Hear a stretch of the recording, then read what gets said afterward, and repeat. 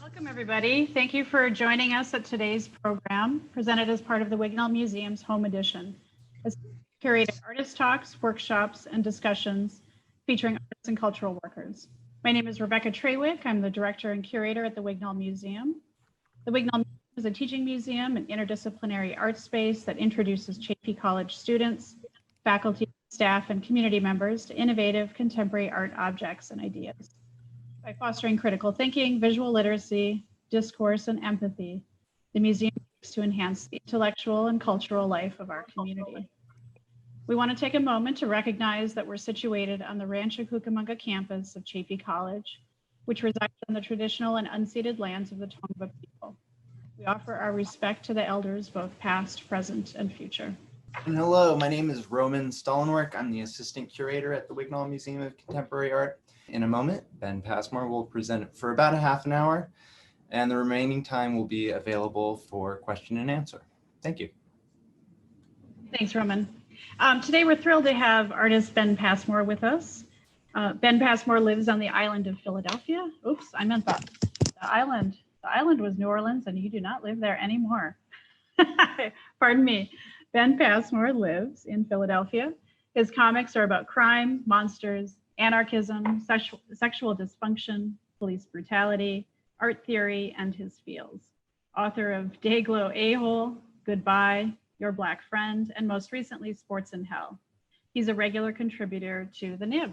Please welcome Ben Passmore. Ben, take it away. Okay, cool. Thank you. Depending on how global warming goes, maybe Philly will be an island. So I guess, yeah, I got this presentation. I have no smooth way to transition to it, but I'll just start. So, all right. Hey, what's up? I'm Ben. I normally have a beard. I cut it recently. So just when we snap back to video, just imagine me as I was and not the gruesome person I am now.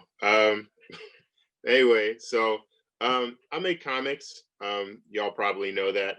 I make comics, usually through my POV that talk about identity and society and sociopolitical sort of like topics through a Black anarchist lens. I'm generally considered, and I consider myself a political cartoonist, but not so much in like the standard sort of like political party way. I define politics sort of more broadly, and this is sort of my general definition: actions or concepts that engage with forms of force waged by or on an individual and or groups. I'm known mostly for the work I did for the Nib, which is a kind of political editorial and a comics journalism website that also puts out kind of semi-regular publications. And also a bunch of y'all will know me for my comic, Your Black Friend. I also do some work for the New York Times and have done some with Believer magazine. So I kind of do, general stuff. I don't remember what the slide was for, but anyway, comics about stuff. So more recently, I've been trying to get away from writing about sort of my own particular experience of the world and write about things that I'm just sort of generally interested in that don't directly have to do with me. So more recently, I did a comic for the Nib that was just about the first day of uprisings here in Philadelphia. And also I want to just sort of write about general grassroots struggles and a lot about history. I did a comic maybe last month after meeting with this guy, Russell Maroon Shoatz, his son, Russell Maroon Shoatz Jr. Russell Maroon Shoatz is in prison and is probably going to be in prison for the rest of his life. But there's a lot of people like this. This guy in particular was just someone who spent a lot of time and effort doing things in the service of Black liberation, and he's sort of not really known about. So I like to do more things about that. Yeah, Your Black Friend has won some awards and stuff, yada, yada, yada. I also like to do genre things. I really started out doing sci-fi stuff, or like more particularly post-event stuff, in the series called Dayglow A-Hole. And sort of, I guess last year I did a book with my friend Ezra Clayton Daniels that was about gentrification through the genre of horror, more specifically body horror, called Bottom Feeders. Let's see.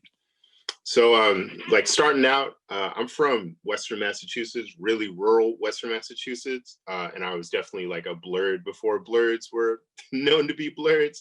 And I started out reading Spawn comics. And then at 16, I got locked up in an institution for 5 years. And I had read largely superhero comics before that, but the experience of getting institutionalized for almost 5 years sort of inspired me to sort of look at the world differently. You know, it's I think a pretty common experience for you know, I know for other men in my family that have been in prison, but also the experience a lot of people that are in prison, that the experience radicalizes you quite a bit. And even in the reform school, we had a student uprising that very very much reflected like you know, revolutionary movements in countries. So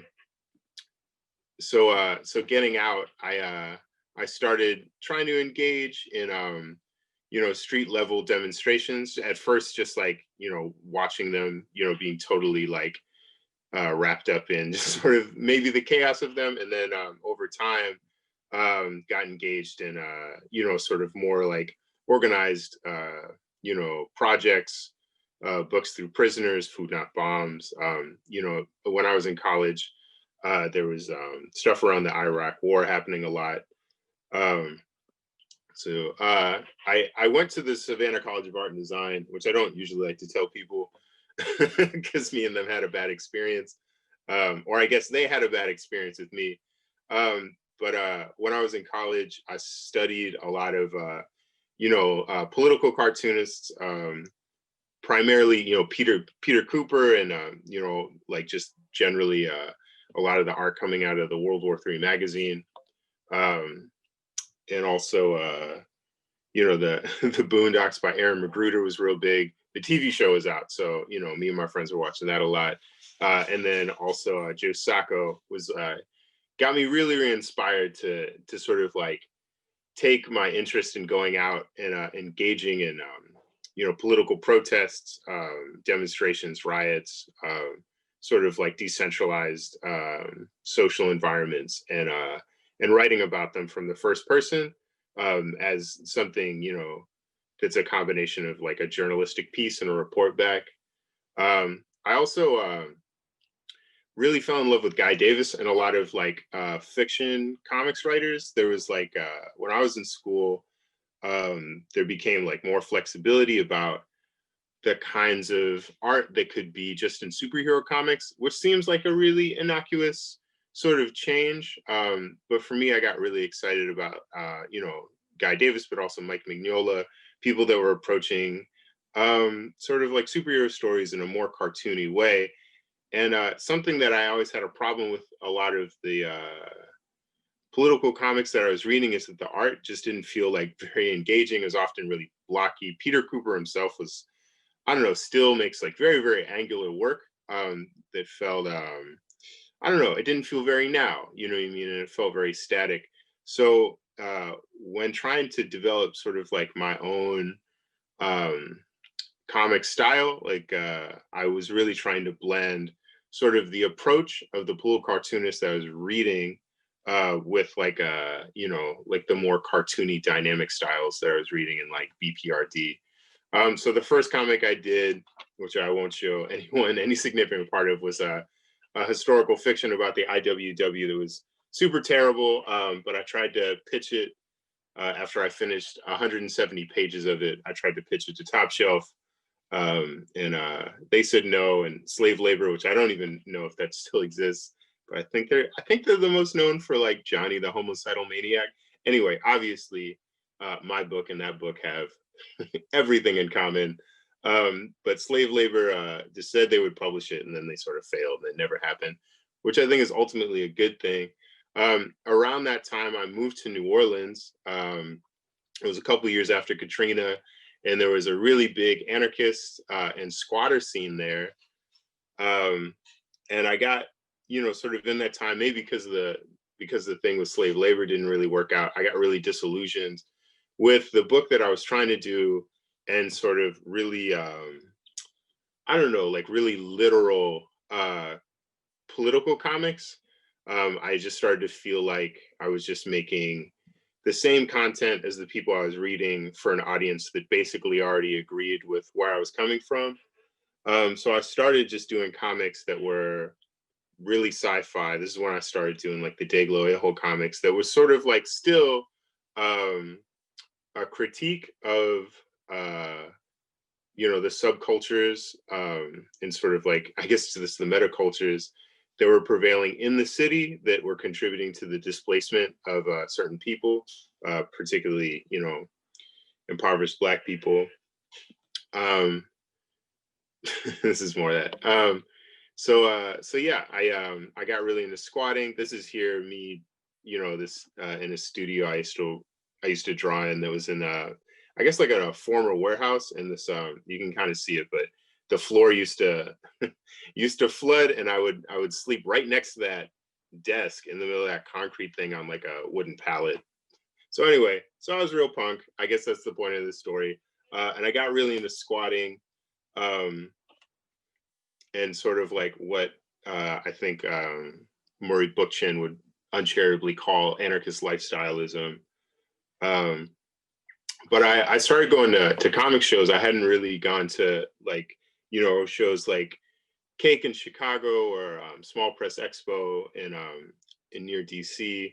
I hadn't really engaged with like the subculture of comics. So I started using these like print scams, like these ways that I could get free copies that I had previously used for like, flyers and posters and stuff for demonstrations. I started using them to make my own comics, and then scam my way into a bus or something and go to these shows and start trying to sell my comics. And shortly after, probably a couple years into me going to shows and meeting people, I got connected with the Silver Sprocket Bicycle Club in San Francisco, which was a punk label for a bunch of years that actually was the label of this really embarrassing folk punk band I used to like, which I won't name because I don't want to fully snitch on myself. But they published the first thing that someone else had ever published of mine. And it was their first like solo artist book. And it was this book called Goodbye that I had written while hitchhiking with my with an ex of mine for a number of weeks. That was about turning 30. So sometime like a little after that, I was I loved making comics, but it wasn't like, I was obviously, not making any money at it. And, it was turning into sort of like a financial suck or whatever. And even though it was like really dope that Silver Sprocket was, I'd published Goodbye, and they had even started reprinting the Dayglow A-hole comics. I told myself, Ben, like maybe it's time to refocus and do some other things. And kind of around that time, me and a friend of mine, Greg, we lived in a squat together, sort of outside of downtown. We were this sort of like Black punk anarchist maroonage outside of like the white punk subculture. And we were reading this Frantz Fanon book, Black Skin, White Mask, which is sort of Frantz Fanon writing about the phenomenology of colonized Black people in Martinique and in France. And it gave us a lot of language, and even, gave us sort of like the comfort for us to have a conversation about the alienation that we felt within our own community, and our own alienation we felt with our own identity as, Black people that lived in what was considered a white subculture, and Black people that sort of inhabited what felt like at the time, like very peripheral sort of interests, as punks and anarchists. Um, so me and Greg had a series of conversations. This is Greg on the right, and it went from like just sort of like just joking about shit that had happened to us, but also really just sort of like in some ways reiterating what we had just read, but also just sort of coming up with a sort of like a shared understanding about what our experience was and what it meant. And at the end of that, I was supposed to go to the Chicago Alternative Press Expo, where Silver Sprocket was also going to be tabling, and I have a new book. So Greg was like, you should make, this conversation we're having, you should make it into a comic. So I made this comic, Your Black Friends. And at first it was, using the copy scan where I could only do black and white comics, and I could only do 8.5 by 11 or 11 by 14. So I made Your Black Friend be sort of like this little square. I like printed, like 2 sets on 8.5 by 11, and then I sliced them down the middle. So it was this like little brick, and I thought that was sort of a more interesting shape. And I took it to Chicago, and I figured, I'd sell a couple, and then maybe I'd bring it back to New Orleans and, sell them at like the Anarchist Library or something, which is called the Iron Rail, which unfortunately doesn't exist anymore. And, like hopefully, I was really, like speaking to to Greg really, and people that might be like us that really could use the experience that me and Greg felt like we had reading Frantz Fanon. And then I thought also as maybe a secondary benefit, maybe our white friends could read it. The general premise of the book was not just to sort of complain about like being Black amongst white people. It was really to sort of deconstruct or reveal things that I thought were really basic, that I realized that for white people they didn't really realize, and for Black people who felt sort of embarrassed or not very confident to sort of like admit having certain experiences. So anyway, so I sold out of all the comics that I had printed in Chicago, and one of the editors at the Nib, this dude Andy Warner, who I kind of known before, he read the book and asked me if I wanted to start working for the Nib. And Silver Sprocket, they saw the book too, and they were like, yo, we should reprint it. And within a couple months, like everything really changed for me. I went from, just drawing in my squat, like still trying to do jobs off, Craigslist or something, to, getting reviewed in different places like NPR, and the New York Times reviewed the book. This is obviously a review for the collection. And shortly after that, me and Ezra started working on his, the script he had written for this body horror comic that would later become Bottom Feeders, and that Fantagraphics would later publish. So that was really just like the start of Ben going from like being just like a weird squatter anarchist that really like to do comics to kind of being more of a professional. And then more recently my job has looked like doing regular Nib comics, trying to do comics essays and an opinion and some journalism where I can. And I did this comic for Koyama Press that came out, I guess, last spring, called Sports is Hell, which was inspired by both the Euromaidan movement, or particularly like the Euromaidan movement sort of transition into a proxy war between different kinds of Ukrainian nationalists and Russian nationalists, and also the Eagles Super Bowl riots that happened in Philadelphia, where I live now. And I went outside, I guess me being me, I went outside during the riots, and to just sort of experience them. Like I don't know if I would really call myself a sports fan, although I definitely, I played football in high school a little bit, very poorly, and I hadn't really followed it. So it was interesting because the riot, a lot of the aesthetics and sort of the language people used and the social dynamics very much reflected my experiences of political riots, but I had no idea what people were, into. Like there seemed to be divisions that I didn't really understand. Like people were like talking shit about Tom Brady, and I was like, I know who Tom Brady is, but I don't fully understand what this is all about. And I thought about how that's probably what, people that don't engage with politics, that maybe get stuck in the middle of a political riot, like what they feel. So I sort of just wanted to make this comic that sort of really engaged in that sort of like talked about what people are like, when their ideas about the world, their ideas about themselves, like really conflict with sort of like a very, sort of like very active challenges. So yeah, I guess yeah. So like the ongoing sort of North Stars for me is to try to subvert, to continue to subvert the sort of like bubble that I'm in politically and the mores of traditional political comics.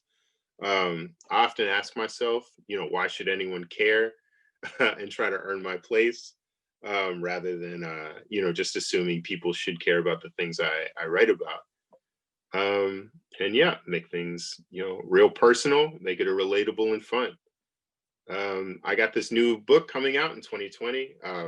Pantheon was generous enough to option it or whatever. It's going to be called Black Arms to Hold You Up, and it's going to cover 7 different revolutionaries and revolutionary groups, particularly Black revolutionaries and Black revolutionary groups that existed over the last 100 or so years.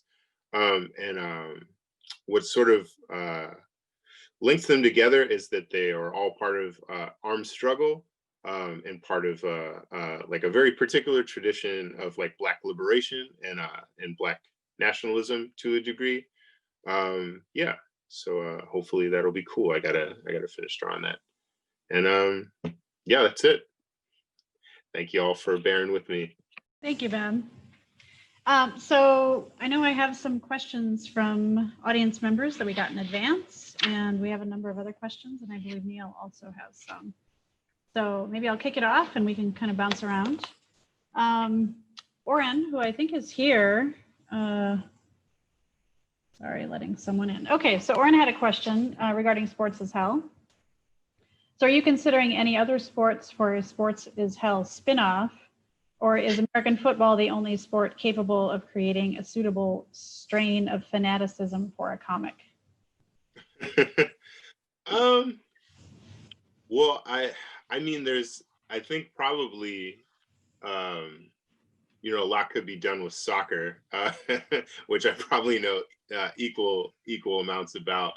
But I mean, for Sports is Hell, I think in a lot of ways, like, so the iconography of football works really, really well for like for military combat. So it's really convenient in that sense. It is in many ways just literally simulated war. But I don't think that it matters so much what the actual sport that's sort of being referenced is. So I probably won't do a follow-up, but I probably will do a sequel. I really enjoyed the world, and there's definitely a lot more to be done, especially with like I made that before Colin Kaepernick, I think had made a Nike deal, you know what I mean? So there's probably a lot more to be done since,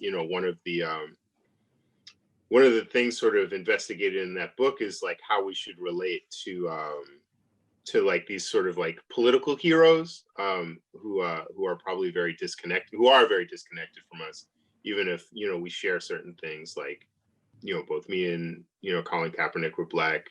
We both got he's got 2 white parents, I got 1, but pretty quickly you can sort of sense a certain disconnection. So anyway, so I might do a sequel. We'll see.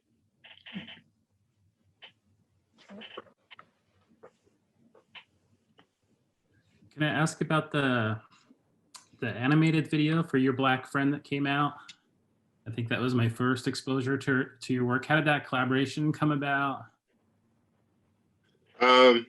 Well, it was I had made Alex Crocus he used to be in a band called Wood Spider. So anyway, so the people that animated it, at least primarily were Crystal Downs and Alex Crocus, who are fairly old friends of mine, who are cartoonists and animators themselves. And I met Alex when he was on tour in New Orleans. But kind of shortly, I think before the colored version of Your Black Friend was like published, Alex, because he's a friend of mine, had seen the book, the black and white version, and asked me, because he was trying to get him and Crystal were trying to get their animation studio off the ground and just do projects that they were interested in. So they just asked me to animate it. You know what I mean? They were like, you don't have to do anything. And those are the magic words, basically, to get me to say yes to something, is that I don't have to do anything. So yeah, they just did it. They did a whole lot of work in their off time, and they're animators. So they basically, that meant they had no off time. And Silver Sprocket ended up hosting it, but yeah, it was just an attempt to sort of make, albeit a very truncated, but, sort of like an accessible version of the book. I think if I have a regret, is that it's too hyper-focused, or it gives the impression that the whole book is ultimately about microaggressions, and it leaves out other aspects of the book that I think were really important. But, it's meant a lot to a lot of different people. So, it's good enough, It's a good entryway into the conversation for people, though. Mm-hmm. Yeah, I think you're right. It's a primer on that. So since we're talking about collaboration, I also wanted to ask about Bottom Feeders, your collaboration with Ezra Clayton Daniels. Can you talk about what it was like to collaborate with another comic artist and author, and any advice for artists who are interested in collaborating? Because those seem to either go really well or it's a disaster. Yeah, I was so when Ezra asked me, like, primarily the way I was making money was to do, a bit of a comic, like some guy would hire me to, do the art for his script. And none of them would ever get published or whatever. And I usually didn't like it. And Ezra was someone who I met in Chicago at a show, and he stood out to me because he's another tall mixed guy, at the time we both had beards. And I was like, man, this looks like my cousin. I should see what's up with him. And at the time, there weren't a whole lot of Black people at these shows, so in a lot of different ways, he stuck out. And a year after we met, he just approached me about doing it. And since, I was broke, I had nothing to do, you know what I mean? I was like, absolutely. I was kind of a yes before I saw the script. And then when I read it, I was like, man, this is incredible. Ezra is an incredible writer. He's able to do, I don't know, he's able to create sort of like a very cinematic aesthetic with comics, which could be seen as sort of an insult. But in his case is definitely not. He's incredible. He's got serious Igmar Bergman vibes. So in some ways it was just really intimidating because he also draws. So in some ways it was really intimidating to approach the art for his book, because I was like, Ezra could just draw this himself. You know what I mean? Like, and do a fantastic job. So I think what helped is that, before we even started the project, I went to Los Angeles where he lives, and we had sort of like a comics camp. I stayed at his house. We ate all our meals together. We spent all day sort of like, going through what characters would look like, the general aesthetic of the book. We'd watch movies that, could maybe help inspire sort of like the aesthetic of the book, the pacing, something like that. And it really helped to create this bond. So now we're friends, which I think that's not the thing that made the process really easy. I think the reason that our collaboration was really easy is that we both respected what was our thing to do. Ezra was the writer, I was the artist. Ezra hired me because he liked my work. So, he was really hands off for the process. And I think it's a pretty good work for that reason. I feel like a lot of these collaborations break down because people don't really actually respect what people are bringing to the table. And if I had any advice, like, trying to think how to say this, something I learned maybe a little too late, is that when it comes to like the contracts, like the really boring legal aspect of doing any sort of project, you should just do whatever the most professional people do. You know what I mean? Like, I didn't, before Bottom Feeders, I had, Your Black Friend wasn't out. Like, I was just working for random dentists, so I didn't think about, oh, what if we, we want to make this into a TV show? You know what I mean? Like, what if we want to sell movie rights? Like, what happens when we sell this to Fantagraphics? Like, what's the back end look like? What's the split look like? I was just thinking about the money up front. So if I could go back, not just with this project so much, but just sort of like all these general projects, I would do the whole. It's a very boring and washed answer, but I think that's the big thing is respecting your collaborator and having a real specific and expansive contract. So have you, at this point in your career, you talked about being, in a matter of months, moving from a squatter anarchist comic to, quote unquote, more professional, whatever that means, right? So what does that mean in terms of your business practices, like a contract? Like, do you have a lawyer and all that kind of crap now? Well, I was really able to get by without having to have a lawyer or an agent because Silver Sprocket is such a unique sort of publisher. Like, there's a lot of publishers will just print your books, but publishers like Silver Sprocket really invest in you. So like me and Silver Sprocket, we had nothing more than a handshake deal that was distribution. They don't own any of the rights to, like, they don't own Your Black Friend. Like, what they're allowed to do is basically to publish the book, and then they have to call me when, they want to run more copies. And with that, Avi, the person that runs it, runs around and just, tries to figure out other ways to put you on. They have a lawyer. Avi will like Avi was trying to set up some sort of Your Black Friend TV show with PBS or something. It's like, Avi really doesn't get a cut of that, and you're really not going to find a whole lot of relationships like that. So I had to wait off on that for a long time. Now I have a film and TV agent, and I have a literary agent. I sign contracts for everything. I work for a lot of like established outlets. Like, I do work for the New York Times, right? So like, so they send me the contract, and I read it and I sign it, along with my W-9. So in terms of that, like, everything is like pretty regimented. It's not just like, I email somebody and they're like, do this, and I'll be like, cool, give me the money first. You know what I mean? It's I think the challenge has been to not let professionalism like take control of my life, really, and to sort of maintain like the core ethics of my, the praxis around my politics. Because it's very easy. I think in a lot of ways it would be really easy if I made, my whole life just be political comics, right? Like, I do a comic, people email me compliments, I get like a little bit of hate mail, and I get some money, and I can like go down the street and get like, a hoagie, and I'm comfortable. You know what I mean? Like, so it's been really important for me to challenge myself to try and have an arm's distance relationship with my career, even though like, I guess comparison to a couple of years ago, it's going well. You know what I mean? To sort of like not buy into that, and also to like not buy into like this sort of like flattened sort of depiction like I see of myself, because publishers are trying to sell my work. We all live sort of in the social media, whatever bubble, like we all got a brand at this point, you know what I mean? Which is very much like a flat version of you, and people sort of respond to that,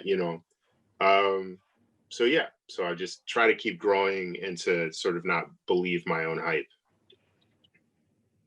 Do you feel that pressure with your next book? Because Pantheon is part of like Random House or something, right? Isn't that a huge publisher? But Yeah. it's like the pinnacle of graphic novels. Like that's Art Spiegelman, that's Mouse, that's Persepolis, that's all Pantheon. Like you're in, that's the big time. Is that pressure? Is that pressure on yourself, or like are your anarchist friends like you're a sellout, or? Oh, I don't think that like, I think there's probably maybe a community of anarchists that would think that I'm a sellout, but like, I guess my friends see who I am, like see how I move, you know, generally, like whether or not, you know, there's no, what is it? There's no ethical exist or no ethical consumption under capitalism, you know, so it's like, the choice is not whether or not to engage with it. It's like whether or not to lie to myself about my level of engagement, you know. But yeah, I mean, something that was sort of helpful is that like I definitely had like a bit of Kanye energy, not, you know, contemporary Kanye, but I'm a God Kanye, you know, that era of Kanye, more 5% of Kanye. I sort of had that energy with my work before I was put onto anything, like before Your Black Friend was a thing. Because I think, right, you kind of have to be to like be an indie cartoonist. Like no one reads your books, no one pays you money, you know, like it's one thing to get the energy to do one book as an indie cartoonist, but to get like 3-4 in, you know what I mean? And you still be like, oh cool, I'm gonna do it, you know what I mean? You definitely gotta have like some narcissism. So that helped. And then just sort of experiencing like what gets awards, like what things pay attention to. I feel like for me, I came to understand that it didn't have, to a degree, it had a bit to do with the quality of my work, but also a lot of it is just super random. You know what I mean? So like, I'm really excited that Pantheon is like putting the trust in me that they put into Chris Ware. You know what I mean? That's cool. You know, that's a feather in my cap, but honestly, I just try not to think about it very much. Like particularly, and that's easy these days. You know what I mean? It's like, I'm in here drawing my comics, but like, you know, a certain hour of the day, but you know, there's like weird racists with bats and M16s like a block away from me trying to protect some, you know, like weird monument. We got Proud Boys everywhere. Like the police is heavy in my neighborhood. So like my vision of myself is not super caught up into whether or not I'm as like famous as, you know, Art Spiegelman, which I will never be. So that's a relief without me even really thinking about it. So that's interesting. I had a question about, you were talking about those few months where you went from, let's just say a poor comic artist, you know, struggling, right? And then finding success. But I think you've kind of answered like how you've maintained your moral sort of your moral compass, for lack of a better phrase, and really still it hasn't changed you, right? It sounds like you've really got your feet on the ground, even though life has changed a bit, and I imagine your obligations are much greater today than maybe they were a few years ago. Yeah, hey, and to be clear, I'm still broke. You know what I mean? Let's not get it twisted. Yeah. So we have students on the line and students who will watch this in the future. And so you were really gracious in sharing, you know, your life from about 16 on. But can you talk a little bit about, you know, when did you start? Have you always been drawing? You know, were you drawing as a child? Is this something that you aspired to, or that you used as an outlet, whether or not you saw it as a career as a young person? A little bit about that. Yeah, I mean, yeah, I've always been drawing comics. Like the first comic I read, I think was like Spawn, in part because this dude, who was also a Black nerd, sort of saw that in me and handed off like a number of nerdy things, but one of them being like some Spawn comics. And I remember liking Spawn, like not knowing who, you know, didn't know anything about Todd McFarlane at the time, but like was like, oh cool, it's a Black character. But this whole comic is not like, it's not some Blaxploitation thing. You know what I mean? Like the focus wasn't all the time that he was Black. Like it barely came up. And then later I realized that's because it was written by a white guy that probably didn't know anything about Black people. But, but you know, growing up, that was significant to me. You know, it was like, you know, it was the 90s. He's all dark and gritty. I thought that was cool. So like I started drawing just sort of like Spawn ripoff characters, like kind of from the jump, from like, I don't know, 10, you know. I was always really, really passionate about it. You know, like I don't think that I was like a prodigy or anything. Like the drawings are pretty bad, you know. It really took a lot of work when I got to college, deconstructing my approach, or like more actually constructing an approach, like going through like all the comics that I like to read and really ask myself why I like to read them, and breaking down like, I'm like, okay, like how does, you know, Guy Davis draw us, you know, eyes on an older man? I think that looks pretty cool.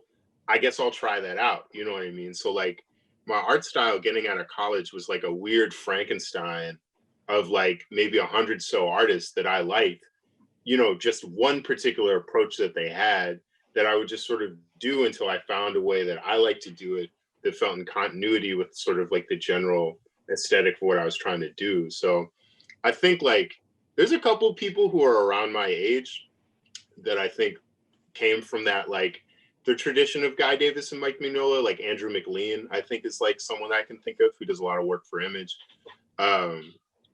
So yeah. Hopefully that's an answer. Thank you. How did your family feel when you said you were going to go to art school? Well, I mean, I was pretty lucky with that. Like my mom, let's see, neither of my parents went to college. My mother, she's an artist, you know, she's a seamstress. That's how she like paid, you know, for everything, which is impressive in of itself. You know, was working for, you know, just some like clothing company in our small town, you know. But you know, she liked to paint and sculpt and dance and stuff. So when I got accepted to colleges, she was, you know, really, really encouraging. So I got a lot of family support. You know, and my dad draws too, you know, or at least he did. So that was fine. You know what I mean? I think like my mother was always just like, because I was such a troubled kid, you know, and she was happy I wasn't in prison. You know what I mean? Like she was like, oh, okay, like he's doing things that are constructive. She's less excited about the anarchism thing. That's always been a bigger problem. She's worried about you. That's all. Well, my mom's a Trump supporter, so she thinks I'm like like Antifa, like super spy or something. It gets more complicated. Okay, interesting. Okay, wow. How does that go? How has the last 4 years been? Well, I mean, to be honest, like me and my mother, like we lost contact kind of early on. Like, you know, she was, you know, she voted for both Bushes. You know, she voted for W twice. Like, I had like, you know, this has always been like a thing that my mother has been like a pretty like standard like evangelical Christian conservative. It was definitely like, you know, I don't have to tell anybody that it's like a whole new energy to be like a fervent Trump supporter. You know what I mean?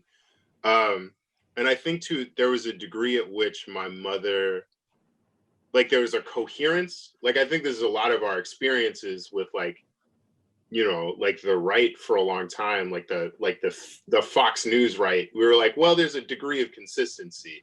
I think that your ideas about the world are terrible and wrong, but there's a consistency.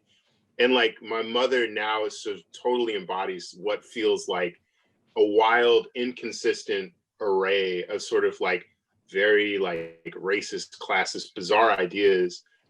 And, you know, some of it, you know, because for a while she was just like, she's super Christian, doesn't believe in abortion. Boom, she's a Republican. And now it's like, I don't like, why is Trump your guy? Right. You know what I mean? So we haven't really been in contact because it's like, what do you talk to? Like, what do you casually talk about? You know what I mean? Like, because my mother, like a lot of like, I don't know if she's a QAnon supporter, but she's definitely like a conspiracy person now. and that's all she wants to talk about. So I'm like, I don't know, like we kind of have nothing to talk about. We'll have to figure it out eventually. But yeah. I think it's a situation a lot of families are experiencing presently, unfortunately. Yeah, it's interesting. I have a couple friends who are also Black that have a white parent. It is definitely like a unique sort of intersection of experiences to be a Black person with a white parent and trying to figure out what your responsibility is to sort of like, you know, like when people are like, you know, like some boomers are racist and people are like, what do you do with the racist boomers? And they're like, well, where are their millennial kids at? You know what I mean? Like it's the kids, you know, job to sort of, you know, like get their parents, you know what I mean? And for me, it's like, I'm the subject of racism. And also I got a racist parent, you know, I got a couple racist family, if we're honest, but you know, it's like, I got a racist parent. So it's like, it's a weird sort of like, small, like micro sort of dynamic that very much reflects like what's going on in America in some ways. Your Black son, I see it in the future. Oh God, should love that. Okay, so I have a completely ignorant question. I have to admit, I'm not familiar with body horror. Mm-hmm. Can you, what is that? What does that mean? Like, what does that phrase mean? Yeah, well, I mean, I think it's like, so for me, like the frame of reference is like, the main frame of reference is like Cronenberg, like the Thing movie, like The Fly, shit like that. And it's, I guess it's really just horror that is specifically centered on like the inhuman sort of like distortion of like of the human body, that can sort of speak to like a lot of different experiences. Right. I think that's like that's a very, very general sort of description of it. Great, thank you. So let's see, we've got a question from Deckard. Ben, can you please describe your creative process? Like, do you have a usual sequence of steps, writing, drawing, coloring, revising, and so on? And how long does each stage usually take? For example, to create a single page. To create a single page, it really depends. Like, so you know, like I still do Day Oil comics, you know, but you know, I do nib comics like very regularly, right? Like I'll get hired to do something, and they have sort of their own processes because one, you know, like the sci-fi stuff, the personal work I do is sort of like, the approach is often different. Like I really like to do sort of like manga inspired, like aspect to aspect, sort of like panel transitions, you know what I mean? So that can take any sort of time. And then the nib stuff tends to be like primarily very text heavy. And then I'm sort of working back to sort of like have something that looks more like a synthesis of like drawings and text and stuff. Like for the nonfiction stuff, I'm always overwriting. So for either one of them, like if I'm trying to sort of like just think of a story, I will like, I got like a different kind of playlist, you know what I mean? You know, I got the bag, so I got a Spotify account, you know, so I put my headphones on and I'll walk around my neighborhood, I'll take a run, and sort of think about it, or maybe I'll do something that makes it hard for me to think about anything. Like sometimes like a focus, like a mental focus, and then sort of like a distraction will help me think of something. Like the other day, I was at an Enterprise rent-a-car being like really frustrated because I had to go through like 6 different desks to rent a car, and thought of a comic in the middle of complaining about that. So, you know, you never know where it's going to come from. And then I usually start with writing, you know, the like thinking process, like I'll try and sort of create like, whatchamacallit, like sort of like a trailer for the comic I'm going to make, you know what I mean? Like all the big moments, you know what I mean? Which is usually like when the playlist is helpful, you know what I mean? Like usually the playlist has like a range of different, you know what I mean? I got your Travis Scotts that go into like, you know, I don't know, goes in your tier of wax or whatever, you know? And then when it comes time to sit down, I'll get like little bullet points and I'll try to just sort of mark out like the beats and sort of expand from there. So usually like by the end, what I have is like a kind of like pretty loose script. And for the nib at that point, I got to send that in with like, you know, it would be the script broken down in panels, you know, with like, it looks just like a movie script or like a, yeah, like a movie script with like, you know, action that's happening on screen, da, da, da, da. If it's a personal work like Dayglow A-Hole, I probably will go from the dialogue straight to just sort of thumbnailing it out. And at that, you know, when it comes time to visualization, like, because I overwrite, I'm just like cutting. I'm just cutting. And then, yeah, from there, it's like a nib piece. I'll like, if I'm covering something like the Philly riots, I'll go through social media and news and stuff and sort of like, if I was there, sort of recall different things and try to, you know, pull together a bunch of reference and stuff. So yeah, at that point it gets like pretty, the steps turn into micro steps and it's kind of boring to explain, but that's the general idea. And Ben, when you do a project for somebody like the nib, is the turnaround, like I know illustrators, sometimes it's 48 hours, right? Between a final product. What is it like when you're doing projects for the nib? Right, I forgot the time. The writing and the penciling take the longest, and then the inking and the coloring, which unfortunately are in some ways the most fun for me. That doesn't take that much time at all. I think that I could do like a fiction page in like 8 hours, and a nib page will take probably a little longer, you know what I mean, depending on like whether or not it's a 4-panel or something, but like probably like 10 or 12 hours, you know what I mean, depending on like a lot of the nib stuff has like crowd scenes and stuff, you know what I mean, so that's like a lot of it. It's like I got to draw people running in a burning cop car, you know, so it's like all these things got to get reference from different angles and stuff, you know, so it takes a little longer. I always wonder how illustrators and comics and other folks with that quick turnaround, like how do you have a private personal life when you're like, oh, hey friends, I can't come to dinner tonight. Like I have a project due tomorrow morning, you know? Yeah. I mean, unfortunately, particularly starting to learn to say no to a lot of social things. Now I try to break it down and say no to work and to people sort of equally, you know what I mean? But yeah, it's like comics are incredibly time consuming. I like didn't really understand that until actually I went to college for comics.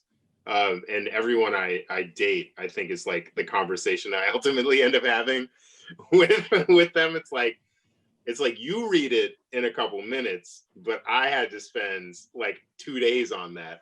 You know what I mean? So it's hard to explain. I briefly dated a cartoonist and that was cool, but we didn't have to have that conversation. And also we never saw each other. Right. Oh, interesting. Okay, so let's see. We've got a question from Rihanna, and then I think I've got a couple closeouts because we're getting near time and I want to be respectful of everybody's time. So Rihanna asks, do you ever question yourself before submitting your work? Do you get nervous if readers will like it? It's a good question. Thank you for the question, Rihanna. Big fan. Yeah, I mean, Chris Ware did like a really great sort of, I guess, like editor's note for this McSweeney's collection from like many years ago, in which he talked about how miserable he felt producing comics, which was funny to read. It's like, you know, because at the time I was like, oh, Chris Ware is like one of those pinnacles of sort of like success, you know what I mean? He's like a legendary cartoonist. But it was sort of relieving. It was relieving to sort of be like, oh man, like I also feel kind of miserable, you know, and like really not very confident when I make comics. So in a lot of ways, like that is my experience. It's like, particularly if I have like a close deadline, it's like I don't know how good the comic is, you know, like I'm relying purely on my abilities my baseline abilities as a cartoonist to produce something that's readable and entertaining, you know. I think that's like the first skill I learned in school was how to finish something, and then I feel like the last, or like the most recent sort of big important skill for me, was to produce something like readable and like professional, even if I don't feel inspired, have no ideas, and hate what I'm doing, I think it also helps I have like a number of friends who are also cartoonists, like my friend Ron Wimberly, or like Tana Tucker or Ezra, who I can, if I have the time, I can send my finished work to and be like, or even just like, pencils or something, be like, how does this read? Does this look good? Does it make sense? So that's helpful. And sometimes, you get a really, really good editor. Like Matt Bors is like at the Nib is an incredible editor because he's a really, really good cartoonist. And he almost always improves the things that, he's editing me on. So yeah, so I think constructing a really good support system. Comics, much like insurrections, are only as strong as their support system. Thank you. Good. So I think the final question I'll ask, if I know you've mentioned a huge number of artists who influence you, but is there anybody that is really exciting you, and a group of artists or collaborative or an artist whose work you'd like to amplify and suggest that we all look up? Yeah, I mean, I don't know if they need my help, but Richie Pope and Nicole Ham and Connor Williamson and Asia Bay are really, really good cartoonists. Yeah, they're all doing a lot of good work, and you can find them all on Instagram. Of course, right? Great.